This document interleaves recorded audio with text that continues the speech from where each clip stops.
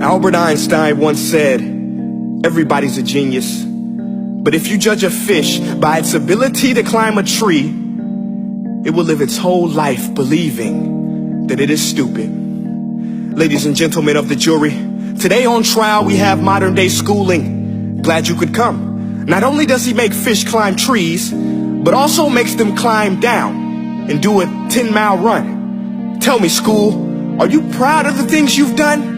Turning millions of people into robots, do you find that fun? Do you realize how many kids relate to that fish swimming upstream in class, never finding their gifts, thinking they are stupid, believing they are useless? Well, the time has come, no more excuses. I call school to the stand and accuse him of killing creativity, individuality, and being intellectually abusive.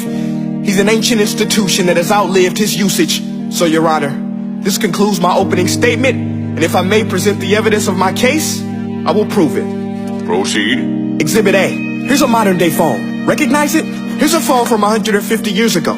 Big difference, right? Stay with me. Here's a car from today, and here's a car from 150 years ago. Big difference, right? Well, get this. Here's a classroom of today, and here's a class we used 150 years ago. Now, ain't that a shame? In literally more than a century, nothing has changed. Yet you claim to prepare students for the future? But with evidence like that, I must ask, do you prepare students for the future or the past? I did a background check on you and let the record show that you were made to train people to work in factories, which explains why you put students in straight rows, nice and neat, tell them sit still, raise your hand if you want to speak, give them a short break to eat, and for 8 hours a day, tell them what to think. Oh, and make them compete to get an A letter which determines product quality, hence grade A of meat. I get it. Back then, times were different. We all have a past. I myself am no Gandhi. But today, we don't need to make robot zombies. The world has progressed. And now we need people who think creatively, innovatively, critically, independently, with the ability to connect. See, every scientist will tell you that no two brains are the same. And every parent with 2 or more children will confirm that claim.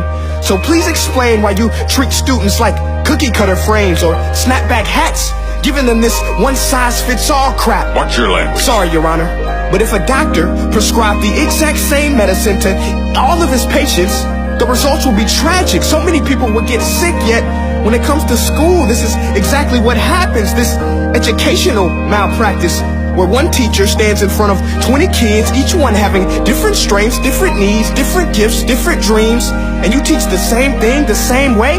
That's horrific. Ladies and gentlemen, the defendant should not be acquitted. This may be one of the worst criminal offenses ever to be committed. And let's mention the way you treat your employees. Objection. Overruled. I want to hear this. It's a shame. I mean, teachers have the most important job on the planet, yet they're underpaid? No wonder so many students are short-changed. Let's be honest.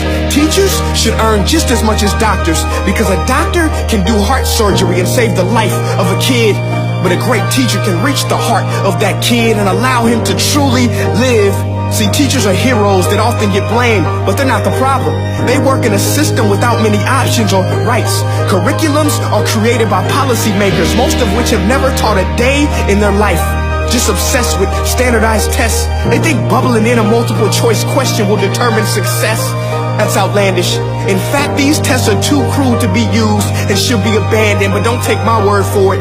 Take Frederick J. Kelly, the man who invented standardized testing, who said, and I quote, "These tests are too cruel to be used and should be abandoned." Ladies and gentlemen of the jury, if we continue down this road, the results will be lethal. I don't have much faith in school, but I do have faith in people. And if we can customize healthcare, cars, and Facebook pages, then it is our duty to do the same for education, to upgrade it, change it, do away with school spirit, because that's useless. Unless we're working to bring the spirit out of each and every student, that should be our task. No more Common Core. Instead, let's reach the core of every heart in every class. Sure, math is important, but no more than art or dance. Let's give every gift an equal chance. I know this sounds like a dream, but countries like Finland are doing impressive things. They have shorter school days. Teachers make a decent wage. Homework is non-existent, and they focus on collaboration instead of competition. But here's the kicker, boys and girls. Their educational system outperforms every other country in the world. Other places like Singapore are succeeding rapidly. Schools like Montessori, programs like Khan Academy. There is no single solution, but let's get moving. Because while students may be 20% of our population, they are 100% of our future. So let's attend to their dreams, and there's no telling what we can achieve. This is a world in which I believe, a world where fish are no longer forced to climb trees. I rest my case.